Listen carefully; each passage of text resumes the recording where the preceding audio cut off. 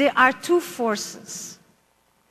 We have a strong need on the one side for security, for stability, for reliability, for predictability, all these anchoring, grounding experiences in our life. But we have an equally strong fundamental human need for novelty, for change, for adventure, for excitement, and even for risk. And these two fundamental human needs often come from different sources and flow in different directions. The challenge of the modern couple is to reconcile. For the first time in history, we want to experience lust in the bedroom, in the place where we are married. We want to bring the erotic and the domestic in one place. We want to experience with the same person that which makes us feel safe and that which brings predictability, and that which brings excitement, which is actually rooted in the unpredictable, no less. That is the fundamental contradiction, in some way, of reconciling the erotic and the domestic, or what we would call reconciling love and desire, or our need for freedom and our need for security. And you don't solve that with Victoria's Secret, and you don't solve that with candles, and there has not yet been a Victor's Secret store invented. Any one of you wants a new initiative? So let me tell you a little bit about what I see as the strengths of complementary couples, and what I say to couples is choose your style and then to play to the strength, and to be aware of the vulnerabilities, because every style has its vulnerabilities. And if you're aware of the vulnerabilities, it's less likely you're going to fall into those. I talk to them about staying out of sexual traps.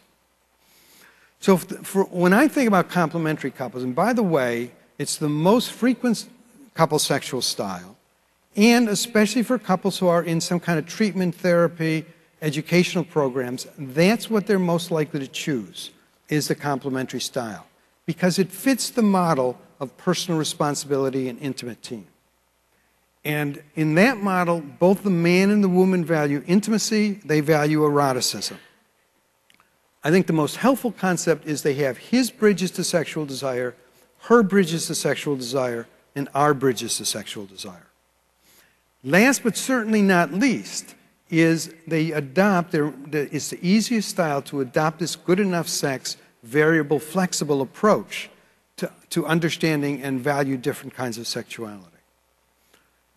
But what's their biggest vulnerability? And again, I think we do not do well with couples unless we empower them to be aware of the weaknesses or vulnerabilities.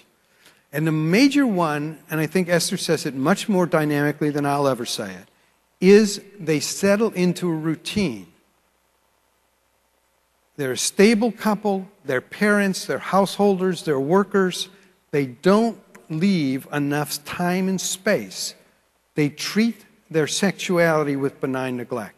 Sex is what we do late at night, not when we're alive, alert, and wanting to be sexual. I think another thing that really does happen is about children. And that is that for 70% of couples, marital and sexual satisfaction goes down at the birth of a first child. It doesn't go back up again until the last child leaves home. Now, I'm a big fan of kids. I loved my biological kids. I love my adopted child. I loved our foster kids. I love my grandkids. But in fact, if the best thing that you can do in parenting is to maintain that husband-wife bond, I think that's the most important role in the family. And you want sex to play that 15 to 20% role in that. And I think what happens, the trap for complementary couples, is they lose their sense of sexual and erotic playfulness. They lose their sense of equity. What about traditional couples?